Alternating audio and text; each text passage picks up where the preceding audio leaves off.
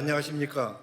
연합뉴스TV 대표이사 사장 조성부입니다. 저희 연합뉴스TV가 주최하는 경제 대토론의 장 연합뉴스TV 경제포럼이 올해로 7회째를 맞았습니다. 연합뉴스TV는 올해의 포럼 주제를 글로벌 경제전쟁, 평화경제를 모색한다 라고 정했습니다. 대외 의존도가 높은 우리 경제는 지금 안팎으로 녹록치 않은 상황에 직면해 있습니다. 미국과 중국의 무역전쟁이 장기화할 조짐이 보이는 데다가 한일 경제 갈등이 지속되는 등 글로벌 통상 환경이 그다지 좋지 않습니다. 이런 여러 가지 악재 속에서 우리나라의 수출은 작년 12월부터 9달 연속으로 감소세를 보이고 있습니다. 우리나라의 수출은 작년 12월부터 9달 연속으로 감소세를 보이고 있습니다.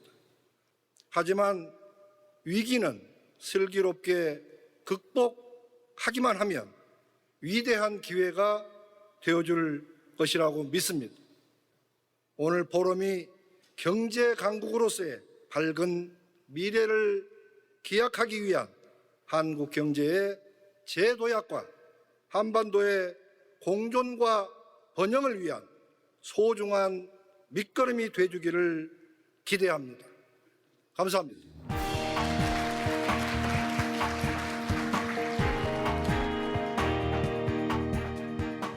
저희가 한 분 한 분 모시고 축사를 들어보는 시간을 갖도록 하겠습니다. 네, 먼저 축사를 해주실 분은 이인영 더불어민주당 원내대표님이십니다. 무대 위로 입장하실 때 큰 박수로 환영해 주시기 바랍니다.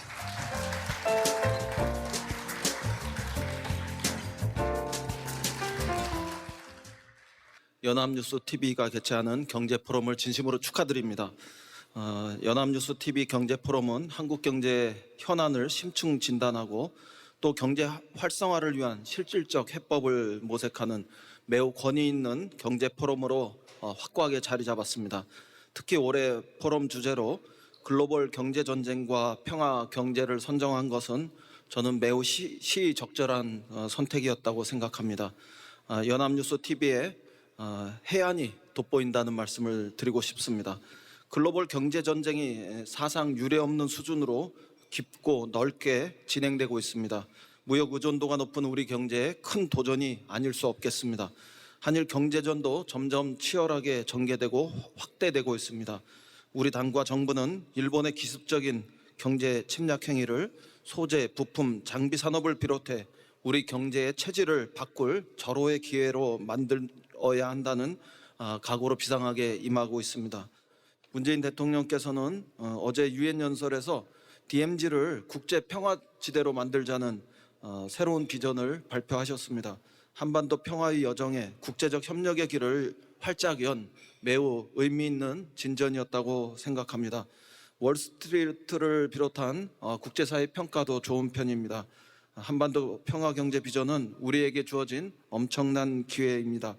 우리 경제의 미래는 평화경제의 비전을 어떻게 현실화하느냐에 달려있다고 해도 지나치지 않을 것이라고 생각합니다. 충실히 준비하고 소중하게 가꿔서 한반도 평화 경제의 꽃을 활짝 피워낼 수 있기를 기원합니다. 감사합니다.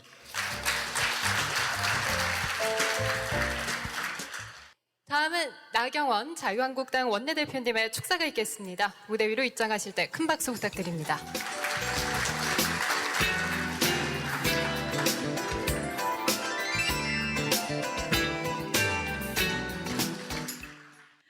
아까 경제 굉장히 어렵다고 말씀드렸는데 정말 우리 경제 저희가 코드 블루를 외칠 때가 아닌가 이런 이야기를 늘 하고 있습니다.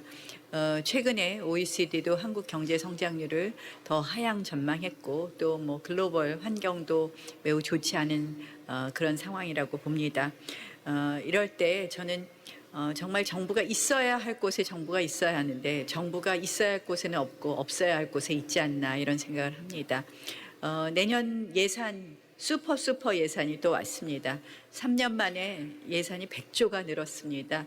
저희가 내년 예산 심사에 앞서서 걱정이 큽니다. 국채도 내년에 60조를 또 발행하게 됩니다. 결국 지금의 이 경제 정책의 기조가 바뀌지 않고서 어떠한 비전을 가져도 과연 현실화할 수 있을까 그런 고민이 매우 큽니다.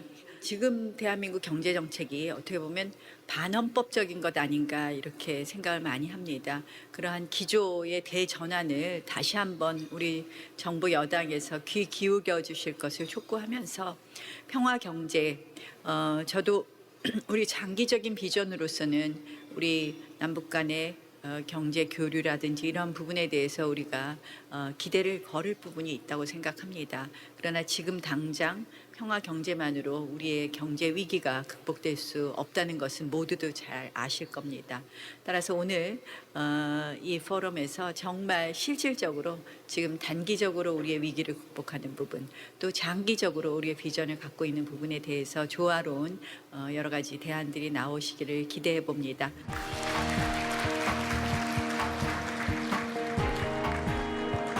네, 다음으로 오신환 바른미래당 원내대표님의 축사가 있겠습니다. 무대 위로 입장하실 때 역시 큰 박수로 환영해 주시기 바랍니다.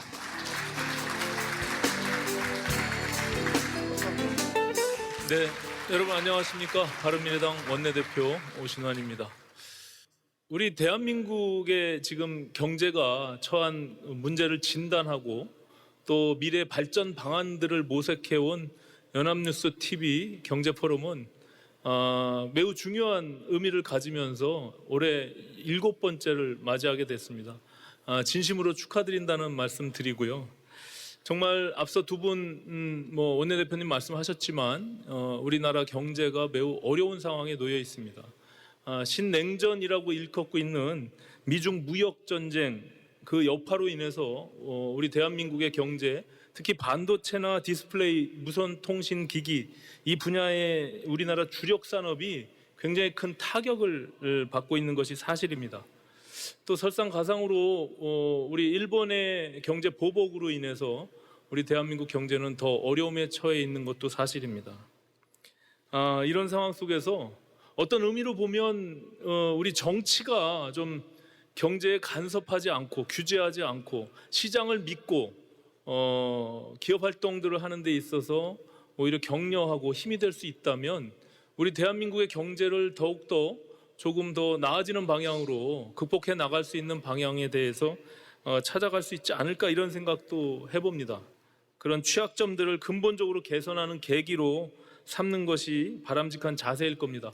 우리 바른미래당은 시장과 그리고 기업의 경제활동들을 존중하고 응원할 수 있도록, 그리고 근본적인 한국 경제의 체질 개선들을 위한 법 제도적인 개선을 위해서 최선의 노력을 다해 나가겠습니다.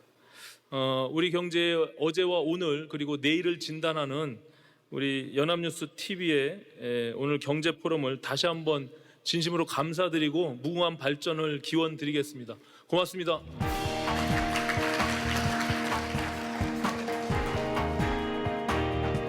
네, 그러면 지금부터 기조연설을 시작하도록 하겠습니다. 앞서 말씀드린 대로 이호승 청와대 경제수석님께서 기조연설을 해주시겠습니다. 여러분들의 큰 박수로 맞이해 주시기 바랍니다.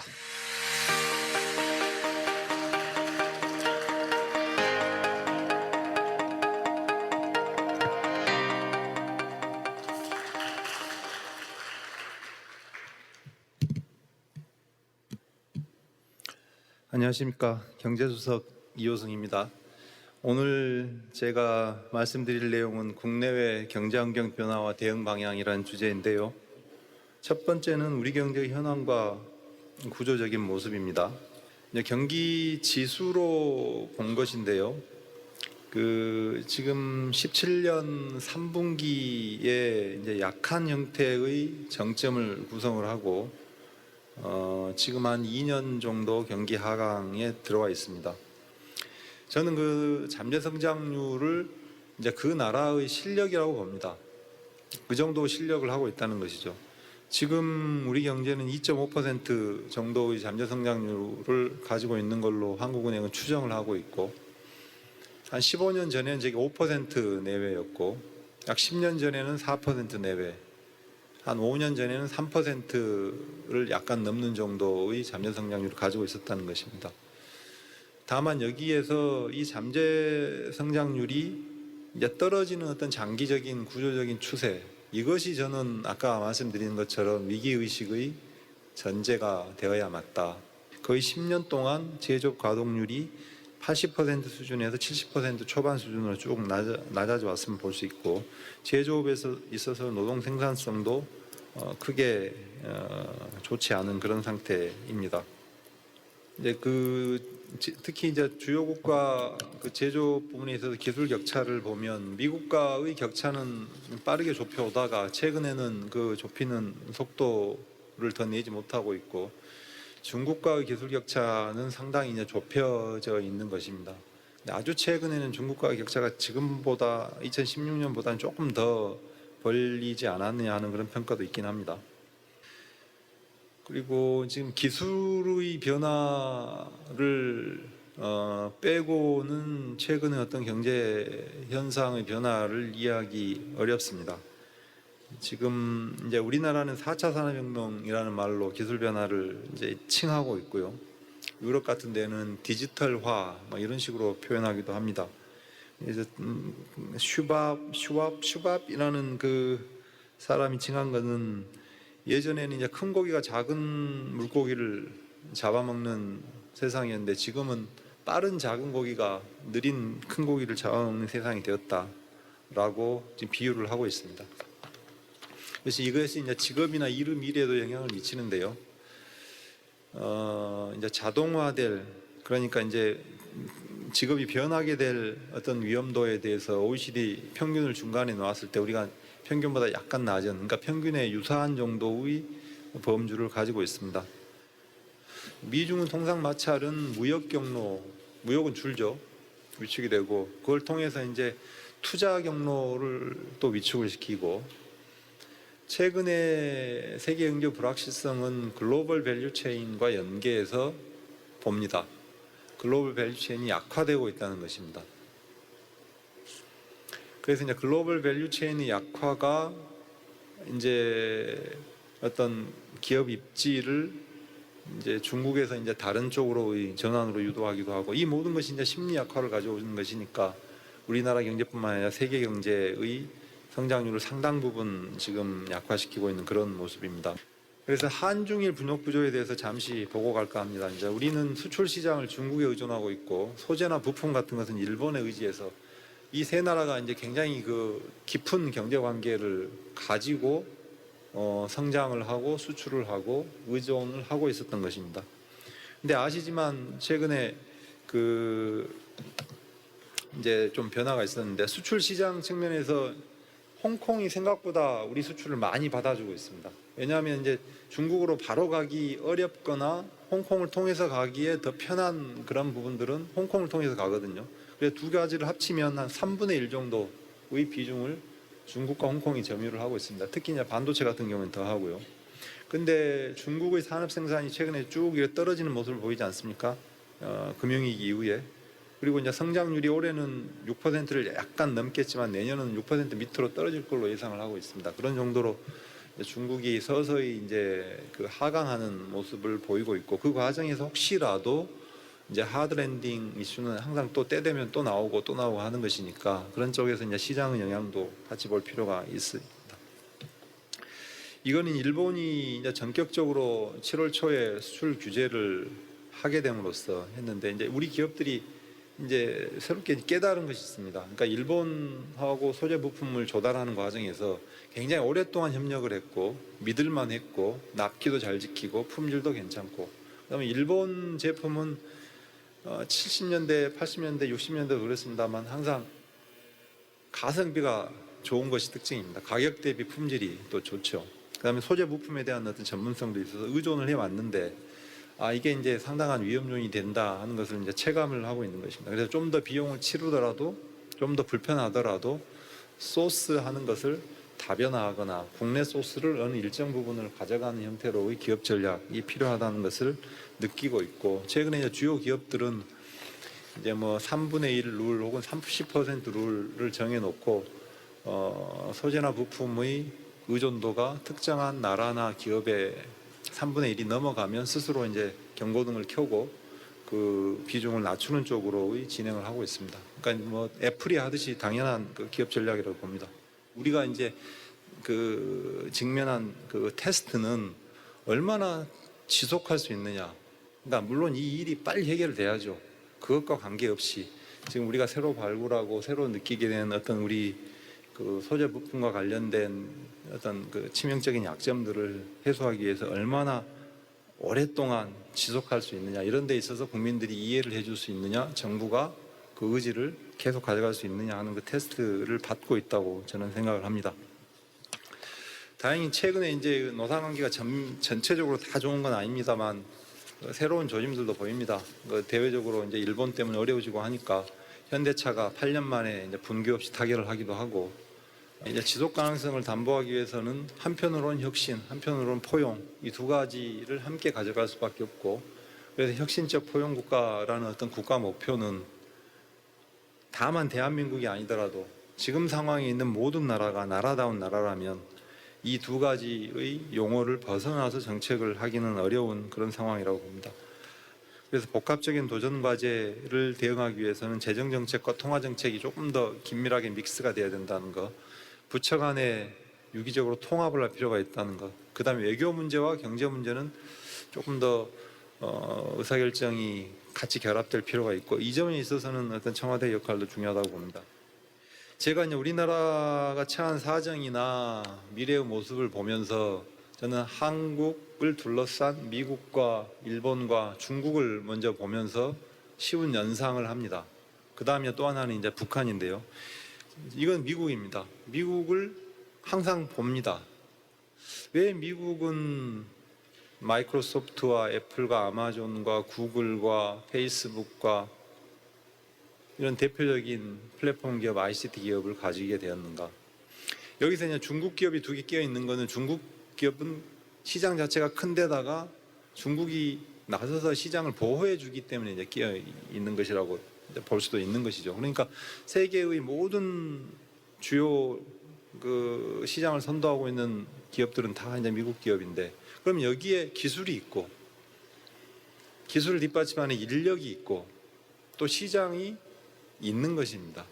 그래서 우리가 미국하고 관계를 경제적인 측면에서 바라보면 우리가 이 미국을 포기할 수가 없는 거예요. 항상 와치를 하고 배우고, 또 미국이 이렇게 크기 때문에 표준을 합니다. 표준화를. 기술의 표준, OS 표준. 그러니까 이 과정에서 이제 우리 주요 기업들이 최근에 이제 그 현대차가 앱티브라는 그 자율주행 소프트웨어 업체하고 이제 조인트 벤처를 만들지 않았습니까? 그런 식으로 해야 되고 할 수밖에 없다는 것이죠. 일본은 인구 구조와 관련해서 이제 보는 겁니다. 거의 한 20년 차이로 우리의 파란선이 일본인데요. 앞서가고 있습니다. 1995년에 생산 가능 인구가 피크, 그다음에 쭉 빠지고 있죠. 그런 점에서 이게 20년을 전후로 우리가 따라가는데 일본이 많은 걸 했습니다. 이 인구 감소에 대응하기 위해서. 거의 실패를 했지만, 그래서 우리가 이제 이걸 반면교사로 삼든 뭐 타산지석으로 삼든 배울 건 배우고 안 할 건 안 하고 하는 것입니다. 중국을 보면은 저는 이제 경합관계입니다. 중국과 똑같은 것을 만들기 시작해서는 그때부터 이제 안 되는 것이죠. 똑같은 LCD를 만드는 건 안 되는 겁니다. 똑같은 배를 컨테이너선을 만들어서는 안 되는 것이죠. 벌크선을 만들 수도 없는 거고. 그런 점에서 중국과 관계에서 우리는 항상 기술 격차를 유지하는, 그래서 최근에 이제 뭐 화웨이 사태도 있었습니다만, 그러니까 삼성이 됐든 우리 어떤 뭐 반도체나 디스플레이나 이런 데도 됐든 빨리 그 경합 관계를 벗어나면서 중국을 시장으로 우리가 최대한 활용하는 방안을 찾을 수밖에 없지 않겠냐 하는 것입니다. 마지막으로 이제 북한인데요. 북한은 그 시장 자체로서 의미는 저는 크지 않을 수 있다고 봅니다. 다만 우리가 이제 북한에 가로막혀서 대륙과 연결을 못하고 있기 때문에 대륙과 연결하는 장치로서 어떤 뭐 에너지 파이프라인으로 연결을 하든 철도로 연결을 하든 도로로 연결하든 그렇게 함으로써 이제 그 뒤에 북한은 뒤에 있는 후방의 시장과 긴밀하게 연결할 수 있는 어떤 매개체로서 의미는 상당히 있다, 이렇게 보입니다. 제가 이제 드리고 싶은 말씀은 이제 불확실성이 중첩되고 있습니다. 이제 미중 간 통상의 문제도 그렇고, 뭐 영국의 문제, 그다음에 중동의 문제, 아르헨티나나 인도네시아 같은 어떤 신흥국의 문제, 홍콩의 최근 뭐 불안, 그다음에 이제 우리한테 닥쳐 있는데 일본의 어떤 보복의 문제, 이런 것도 있습니다. 그래서 이럴 때 이제 정부와 기업 모두 리스크 관리가 중요하죠. 하지만 너무 소극적이어서는 안 된다고 생각을 합니다. 그 어려운 과정에서 반드시 하이닉스도 삼성전자도 우리 경제도 기회의 요인을 찾을 수 있을 것이고, 그런 쪽으로 관심을 가지고 노력을 해야 된다, 할 수 있다, 저는 이렇게 생각합니다. 감사합니다. 네, 바로 이어서 세션 1의 전문가 강연 순서를 진행하도록 하겠습니다. 이번 강연은 미중 경제 전쟁 그리고 한국 경제의 과제에 대해서 들어보는 시간을 갖도록 하겠습니다.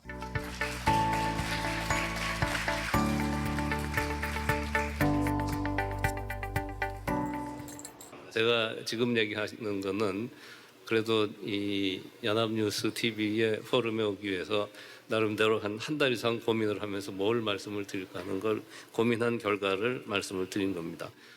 아시다시피 지금도 방금 이수석께서도 얘기를 했습니다만 산업혁명에 대한 얘기를 계속 하고 있는데, 결국 250년간 저희가 꾸준하게 지속적으로 추구해온 국가 목표 중에 하나가 산업화였습니다. 두 번째가 또 하나 중요한 게 우리의 삶을 얼마나 잘 훨씬 더 윤택하게 하느냐에 대한 삶의 질을 어떻게 올릴 수 있느냐 하는 게 두 번째라고 생각을 합니다. 이런 데서 제일 중요한 게 정치적으로는 결국 민주화인데, 이런 것들을 하는 데 있어서 가장 챔피언이었고 지금 현재까지를 끌고 온 게 미국이었습니다.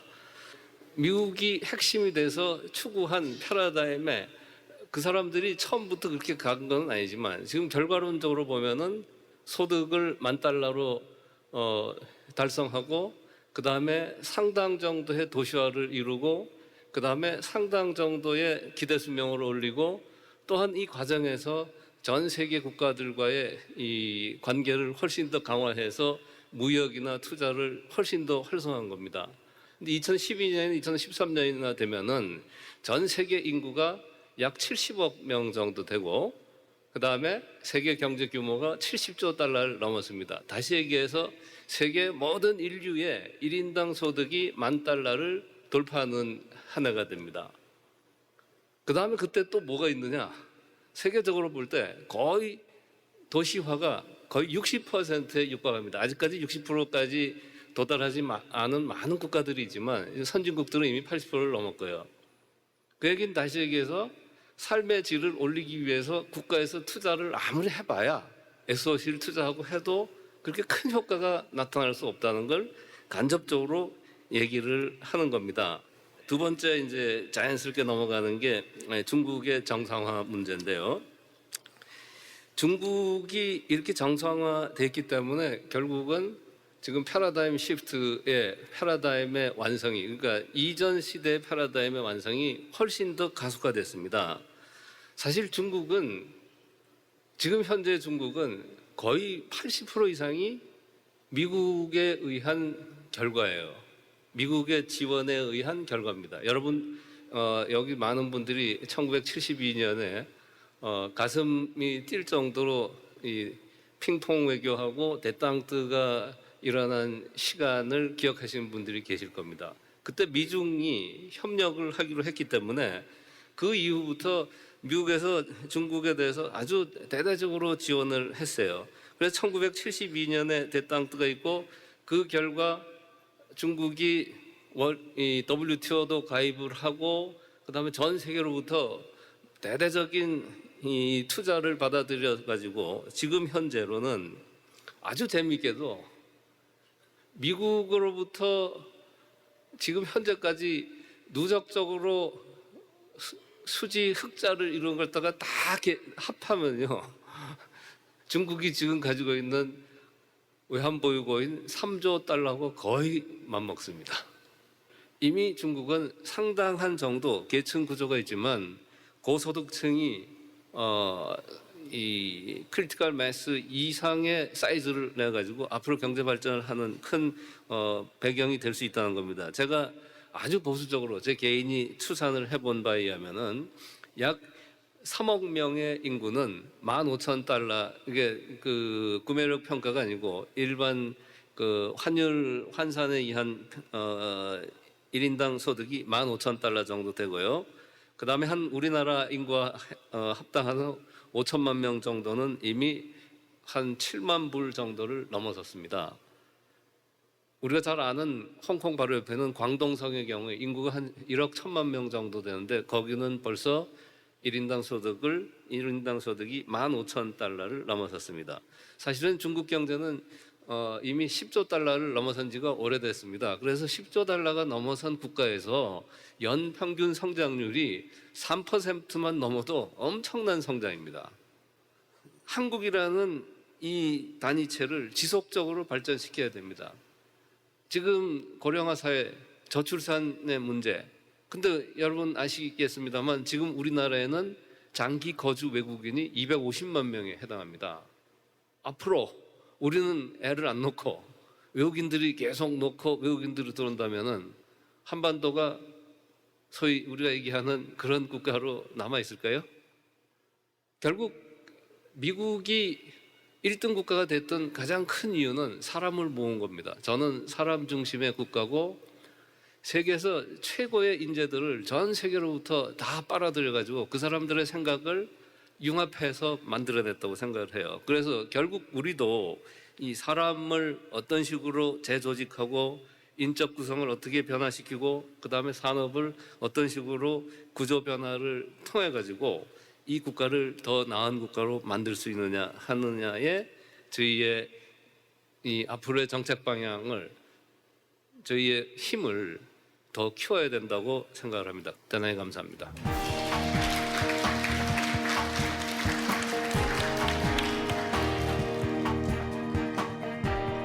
네, 이어서 바로 두 번째 강연을 진행하도록 하겠습니다. 글로벌 통상 패러다임 전환과 한국 경제의 도전 과제를 주제로 강연을 하도록 하겠습니다. 제가 발표할 게 사실은 패러다임 전환이라는 게 패러다임 시프트를 한국말로 한 거잖아요, 그죠? 그래서 굉장히 제가 정 교수님께서 주신 거에 굉장히 동의를 하면서 여러분께 또 제가 보는 이 통상에서의 어떤 패러다임, 또 경제에서의 패러다임이 왜 변하고 있고 어떤 식으로 되고 있는지를 말씀을 좀 드리겠습니다. 이 크리스틴 라가르드라고 올 초까지 IMF 총재를 했던 분이죠. 그분이 마치 기상캐스터처럼 올 초에 예보를 한 게 있습니다. 세계 경제가 어떻게 될 것인가에 대해서. 그때 얘기했던 게 이제 4대 먹구름을 얘기했습니다. 무역 분쟁, 미중 간의 무역 분쟁뿐만 아니라 여러 가지 다양한 무역 분쟁, 그리고 금융 긴축, 브렉시트, 그리고 중국 경제 성장의 둔화. 이렇게 네 가지를 얘기를 했는데 세계 무역이 많이 위축되고 성장은 성장률대로 많이 안 좋아지고 있는데 그보다도 더 많이 무역이 위축되고 있다. 또 하나는 무역의 소득 탄력성이라는 겁니다. 소득이 늘어나면 무역이 얼마나 늘어나느냐, 그거를 이제 측정하는 게 소득 탄력성인데 그 탄력성도 감소한다는 겁니다. 그래서 소득이 늘어나고 GDP가 늘어나도 무역이 그만큼 과거만큼 늘어나지 않는다. 그다음에 뭐 많이 요즘 들으시겠지만 다사통상체계라는 게 있습니다. 가트에서 시작해서 WTO 세계무역기구가 있었는데 요즘 굉장히 위기이고 그 기능이 많이 약화되고 있습니다. 이제 우리나라 기업들이나 경제 규모가 커졌기 때문에 더더욱 우리는 더 큰 시장을 보면서 비즈니스를 할 수 있어야 되는데 이런 점 때문에 우리나라에 여러 가지 어려움이 발생하고 있지 않느냐 하는 생각이고요. 이런 세계 무역 구조의 변화에는 세계 상품 수요의 구성이 변한다든가, 특히 이제 중국 같은 경우에 재균형 정책을 하면서 중국은 이제 내수 위주로 많이 변화를 시킨다든가, 글로벌 가치 사슬에 따른 생산 전략이 지금 바뀌고 있어요. 이건 조금 이따 더 말씀을 드리겠지만 보호무역주의가 또 세계적으로 확산하고 있다는 점, 관세율은 하락하는 추세였지만 최근엔 보시면 아시겠지만 미중 무역 전쟁에서 보시듯이 관세율이 오히려 올라가는 그런 현상도 있고요. 여기 왼쪽에 보시면 아래쪽에 있는 그래프를 보시면 미국이 세계 경제 1위 대국답게 빨간색 전체 무역 수지는 세계 넘버원이에요. 이게 뭐 플러스든 마이너스든 이거를 다 절대값으로 해가지고 다 합해 보면, 근데 중국은 훨씬 더 많은 나라들하고 주고받고 하는 겁니다. 그렇기 때문에 양자 그 무역 수지가 훨씬 미국보다 더 큰 거예요. 전체 무역 수지는 작지만. 근데 과거에는 사실 미국의 그 대외 경제의 비중, 그러니까 무역 비중이죠. 미국 경제 전체 GDP에서 이 작다는 이유로 그게 사실 미국의 어떤 노동 시장에 미치는 영향은 그렇게 크지 않다라는 게 많은 중론이었는데, 최근 들어서 그건 사실이 아니다라는 얘기가 또 있었습니다. 아무튼 이런 이유들 때문에 미국과 중국 간의 무역 전쟁이 시작이 됐다고 볼 수도 있고요. 전 세계적으로 보시면 보호무역주의의 조치들이 많이 늘어나고 있다는 것을 아실 수 있고, 그런 신보호무역주의의 배경으로는 전 세계적으로 불평등이 악화되고 있다는 IMF의 보고서가 있었어요. 과거에는 무역을 통해서 어쨌든 성장을 이루고 파이가 커지면 어떤 식으로든 그게 잘 배분이 될 것이다 라고 생각했지만, 이제는 그렇지 않다는 거죠.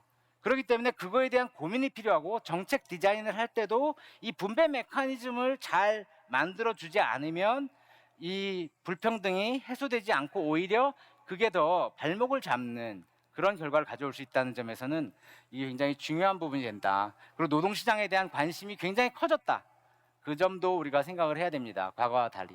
또 한 가지는 이제 신기술, 빅데이터, AI, 블록체인이라든가 이런 디지털 플랫폼 경제, 이런 부분들은 아까 우리 이호승 수석 와서 발표하셨을 때처럼 그 혁신과 관련돼서 사실은 이 위기가 저는 항상 기회랑 같이 온다고 보고요. 지금 이런 전환점에 와 있을 때 미중 간의 무역 전쟁이 비단 관세 전쟁만이 아니고 기술 패권 경쟁이다라는 얘기를 많이 하잖아요. 그 이유는 제가 볼 때는 이런 새롭게 지금 나타나고 있는 기술들이 가질 수 있는 파급 효과가 워낙 크고, 이미 앞서 또 다른 분들 승자 독식이라는 부분들도 있고 하다 보니까 더 이상 이젠 비교 우위가 아니라 절대 우위가 더 중요해지는 그런 쪽으로 가지 않느냐. 이거는 그러면 우리가 경제 이론, 특히 국제무역 이론도 한번 다시 생각해 볼 필요가 있다. 자, 그렇다 그러면 지금 미중 간에 이렇게 무역 전쟁을 하고 하는 것의 배경에 바로 그런 것들이 있고, 거기에는 분명히 우리한테 위협이 되지만 거기에 따른 기회 요인이 분명히 있을 거다. 그렇기 때문에 우리가 거기서 늦어지면 안 될 거다라는 그런 생각을 하고 있습니다. 그 정책 과제로는 어떤 것들이 있느냐, 제가 말씀드리고 싶은 거는 우리가 혁신을 통해서 계속 파이를 키워나가는 것, 그리고 시장을 선점하고 하는 게 굉장히 중요하다. 다자무역 체제의 어떤 합리성을 회복하고 그런 국제규범 중심으로 우리가 통상일조를 구축하지 않으면 우리나라 같이 그렇게 크지 않은 나라 입장에서는 좀 어려움이 있기 때문에 분명히 그런 부분에 대한 노력을 기울여야 된다는 생각을 하고 있고, 특히 최근 들어서는 이제 안보, 그런 지경학적인 요인을 고려한 그런 경제통상정책, 지오 이코노믹스라는 관점에서 또 볼 필요가 있다는 생각을 하고 있습니다. 우리가 정책을 할 때 이런 부분들까지도 같이 고려를 해서 했으면 좋겠다는 생각입니다. 예, 자, 감사합니다. 이번 시간은요, 평화 경제를 모색한다에 대해서 전문가분들을 모시고 토론을 해보자 합니다. 큰 박수 부탁드립니다.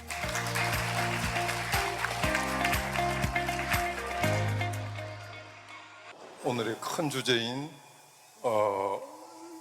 글로벌 경제 전쟁, 평화 경제를 모색한다, 이 주제에 관련해서 좀 더 브로드한 그런 의견도 좀 보태주시겠습니다. 각자의 선생님들 생각이 다들 제가 스펙트럼이 아주 넓으신 선생님들이기 때문에 흥미진진한 토론이 있을 걸로 기대를 합니다. 그럼 우선 정인교 교수님 부탁드리겠습니다. 소위 말하는 미중 무역 전쟁을 거쳐서 기술 패권 시대로 이제 이렇게 접어든 것 같습니다. 그래서 정영록 교수님도 잠깐 언급을 하셨어요. 만에 하나 이런 미중 무역 전쟁이 없었다라면은 그러면 앞으로 어떻게 됐을까?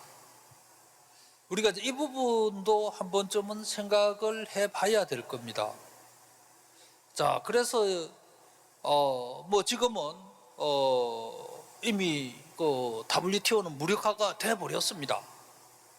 미국이 48년도에 가트 출범을 시켜서 95년도에 WTO를 해서 이 세계 무역 질서를 챙기는 근간이었던 WTO 체제가 올 연말이면은 뭐 수명이 상당히 다할 거고 이미 트럼프 정부 들어오면서 상당 부분은 건의가 꺾여 버렸죠.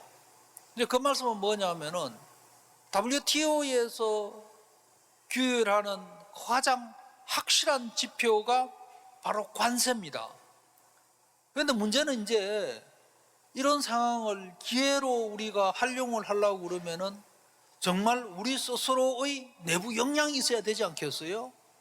그럼 그 역량을 키우려고 그러면 어떻게 해야 되냐를 제가 몇 가지만 말씀드리고 마치겠습니다. 무엇보다도 지금 전 세계적인 어떤 이런 큰 변화가 우리한테는 리스크고 이런 리스크를 줄이는 게 정부 정책의 가장 기본 방향이 돼야 된다고 봅니다. 과연 지금까지 최근 뭐 금년 들어서도 특히 리스크를 줄이는 쪽으로 정부가 가고 있는가라는 부분에 대해서 저는 의문을 제기를 하고 싶고요. 두 번째는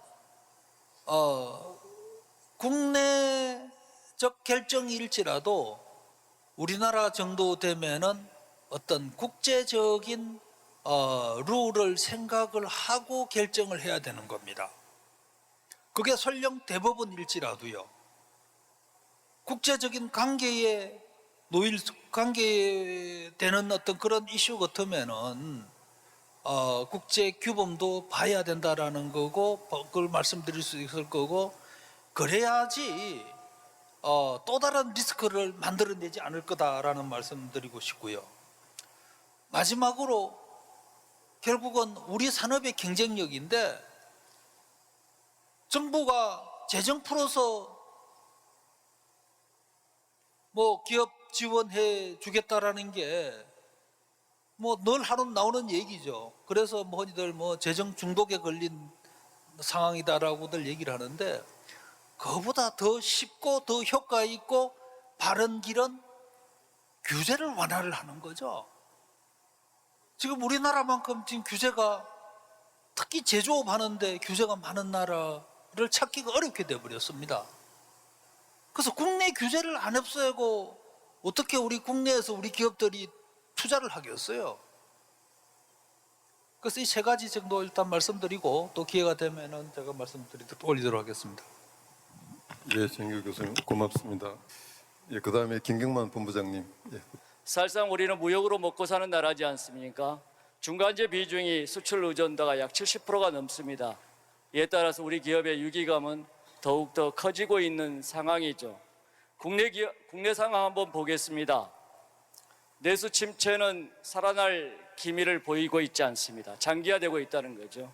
근로시간 단축과 최저임금 인상, 여기에 대해서 하평, 하간, 환경규제 강화에 따른 기업 부담의 가중과 노동시장의 경직성은 더욱더 더해가고 있습니다. 정부는 소부장 산업을 적극 육성한다라고 이야기를 하고 있습니다. 가장 중요한 것은 소재 부품을 생산하는 중소기업 중에서 일정한 기술력이 축적된 기업을 대상으로 해서 대기업이 가지고 있는 기술과 노하우를 전수하고 중소기업과 대기업 관련 연구소가 합심하여 제품을 개발하고 이를 안정적으로 대기업이 구매해주는 시스템이 반드시 확립되어야 될 것입니다. 정부 또한 정책의 일관성과 지속성을 가지고 추진하는 것이 필요합니다. 대기업 또한 향후 상황 변경 시에 다시 글로벌 공급망으로 편입될 것이 아니고 이러한 부품 소재의 중소기업을 개발하는 이러한 자세를 계속 견지했으면 하는 바람을 가져봅니다. 몇 가지 중소기업계가 바라는 정책 제언에 대해서 말씀을 드리도록 하겠습니다. 어쨌든 이러한 통상관계의 변화는 우리를 둘러싼 큰 위기이자 환경이지만은 우리는 무역에 먹고 사는 나라이기 때문에 글로벌화로 나갈 수밖에 없습니다. 다만 최근에는 우리 기업의 융복합화가 심화되고 있습니다. 즉 다시 말해서 개별 기업의 경쟁력만 가지고는 안 된다는 것이죠. 네트워크 경쟁력이 필요하다고 하겠습니다. 그만큼 대기업과 중소기업의 협업 네트워크가 우리 글로벌 경쟁력을 가질 수 있는 강력한 무기가 되지 않을까 생각합니다. 또한 디지털 경제 이야기를 많이 하고 있습니다. 기존에 우리가 오프라인상의 해외 전시회를 참가하고 무역 사절단을 내보내는 것도 중요하지만은 최근의 트렌드인 온라인이나 유튜브, 빅데이터, AI 등 이러한 디지털 기술을 활용해서 글로벌화로 나가는 것도 우리가 새로운 트렌드에 적응하는 과제라고 생각합니다. 특히나 의료기기, 바이오, 데이터 분야 등 신산업 분야 핵심 규제에 대해서 공론화 등 의견 수렴을 거쳐서 적극적인 규제 혁신을 통해서 신시장을 창출하고 투자 고용 확대를 이야기를 많이 하고 있습니다. 일본의 경제 보복 이후에 당과 정부가 합심해서 소부장 산업의 강국을 만들겠다라고 이야기를 하고 규제 완화를 내놓고 있지만 이 또한 소폭 수준에 그치고 있어 경제계의 만족도는 높지 않은 상황입니다. 정부도 어쨌든 노동 이슈 부분에서 고용 안정성과 노동시장의 경직성, 임금체계 개편 등에 대해서 좀 적극적인 제도 개선을 통해서 규제 혁신의 전환점을 만들어 주실 것을 부탁드립니다. 그렇다고 해서 중소기업도 대기업에 쳐다보고 있고 정부의 정책만을 바라는 것은 아니라고 생각합니다. 중소기업 스스로의 혁신과 인재개발 노력도 필요합니다. 제조업체에서 서비스 기업으로 변신한 애플과 또 소프트웨어의 변신에 속도를 올리고 있는 삼성전자처럼 중소기업도 변화와 혁신에 같이 편성해서 이에 대한 노력을 게을리하지 않아야 될 겁니다. 전문가 영입 등을 통해서 인재 육성 대책 마련과 함께 구직자의 눈높이에 맞는 근로복지 환경을 갖추는 것도 양질의 기업 발굴에 더욱더 노력을 하겠습니다. 우선 간략하게 토론을 마치겠습니다.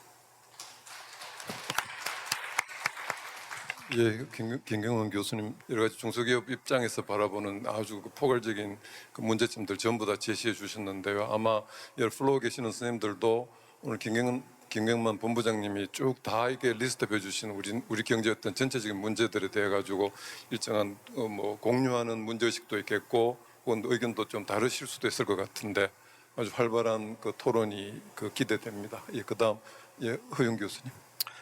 오늘 중요한 주제 또 토론에 불러주셔서 영광스럽게 생각합니다. 우리는 앞으로 어떤 정책 과제를 가지고 어떤 정책의 지향점을 어떻게 해야 될 것인가. 첫째는 그 패러다임 자체가 변화해서 뉴노멀 시대로 들어갔다라는 이야기를 많이 하는데 저는 오히려 뉴노멀 시대가 아니고 백투더 노멀, 다시 돌아갔다 이렇게 생각합니다. 세계 인류 역사를 이렇게 보면 다자주의라고 하는 게 제도적으로 만들어져서 많은 나라들이 규정에 의해서 규범에 의해서 무역을 하던 때는 굉장히 드물다. 길게 보면 지난 75년, 조금 더 구체적으로 보면 탈냉전 이후에 30년이 아닌가 이렇게 생각이 듭니다. 우리나라도 다자주의의 복원에 힘쓰겠다라고 하는 것은 교과서적으로 맞는 이야기지만 현실적으로는 상당히 어렵다 이렇게 생각이 듭니다. 우리도 결국은 이 양자 협상 시대에 알맞는 그런 어떤 전략을 세워 나가야 되고, 그렇다면 이 양자 협상 시대에는 조금 협상 전략도 달라야 된다고 생각합니다. 과거와 같이 다자 간에 규정해주는 그런 어떤 규범이 있지 않기 때문에 양자 간에 있어서는 협상의 모든 전략적인 카드와 자산들을 극대화해야 된다. 두 번째는 중국을 전체적으로 경제 시스템을 선진화하려는 이런 선진국 서방의 노력에도 우리도 동참해야 된다고 생각을 합니다. 사실 그 단기적으로는 우리가 희생이나 비용을 치를지 모르지만 장기적으로는 중국이 시스템적으로 업그레이드 되는 게 저희들한테도 훨씬 불확실성을 줄일 수 있습니다. 언제 또 사드 배치를 통해서 우리가 보복을 받을지도 모르고요. 하지만 결국은 중국과의 그 양자 관계가 그 1대1의 그런 어떤 뭐 진실의 순간을 맞이할 수밖에 없다라고 하는 생각이 들고요. 그 말씀은 어떻게 보면 우리로서는 숙명적으로 친중과 친미가 양립할 수 없는 그런 방향으로 세계 경제 환경은 전개될 수 있다. 거기에 대한 준비를 해야겠다 이런 생각이 듭니다. 마지막으로는 그 우리 기업들 같은 경우에는 사실 지금 환율의 변동성도 굉장히 커지고 있지 않습니까? 여러 가지 글로벌 경제 전쟁이라고 하는 것은 결국은 보호주의의 확산에서 오는 거거든요. 한일 경제 전쟁도 그 중에 하나라고 생각합니다. 미국이 화웨이에 대해서 여러 가지 세컨더리 보이콧을 이유로 해서 여러 가지 거래 정지를 했듯이 일본은 지금 한국에 대해서 그런 어떻게 보면 세계 경제 의존성의 가장 중요한 이 공급망을 건드리고 나온 거거든요.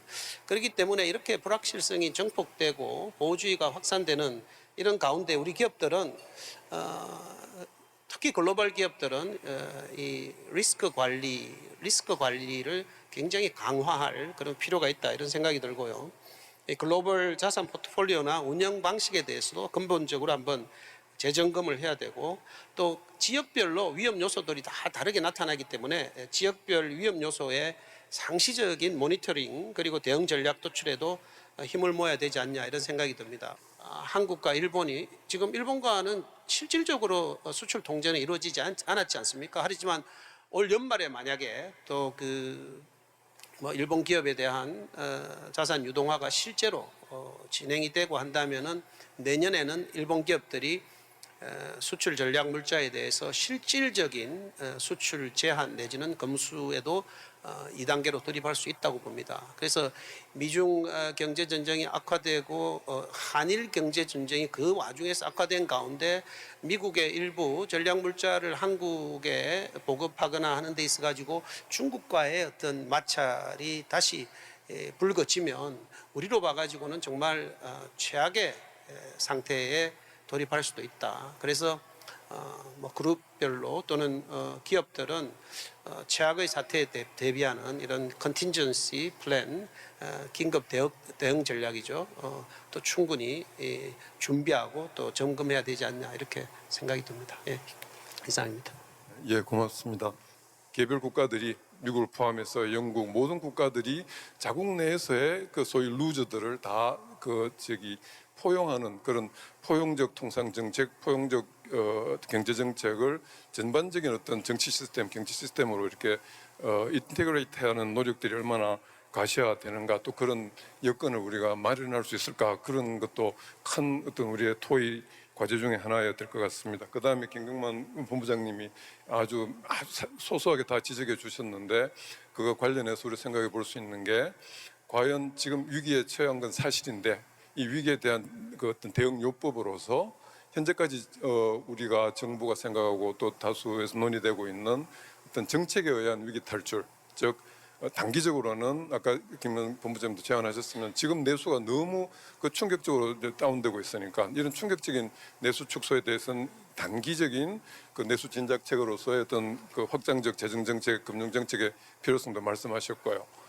그 다음에 그 더 근본적으로는 우리 산업이 중소기업은 물론이거니와 대기업도 중국에 대해서 기술적 비교 우위를 가지고 있는 산업이 거의 다 없어지는, 지금 심지어 반도체 산업이 가지고 있는 중국에 대한 기술 우위라는 것이 몇 개월을 끌 수 있을지조차도 의문시되는 이런 상황에서 우리 산업의 기술적 비교 우위, 어떤 산업 경쟁력을 찾는 데 있어서의 산업 정책이라는 차원에서 정부의 역할이 어디까지 필요한가, 이게 단순히 늘 해왔었던 정부의 돈잔치에 불과하다고 우리가 냉소적 시선을 보내야 될 것인가, 아니면 지금 위기에 처한 우리 대기업과 중소기업의 기술 경쟁력을 회복하고 올 수 있는 어떤 기술적 어떤 디테일에 우리가 좀 더 논의에 집중해야 될 것인가, 아니면 정부의 어떤 확장 재정 정책에 제동을 걸어야 될 것인가, 그것도 큰 논의 사항 중에 하나인 것 같습니다.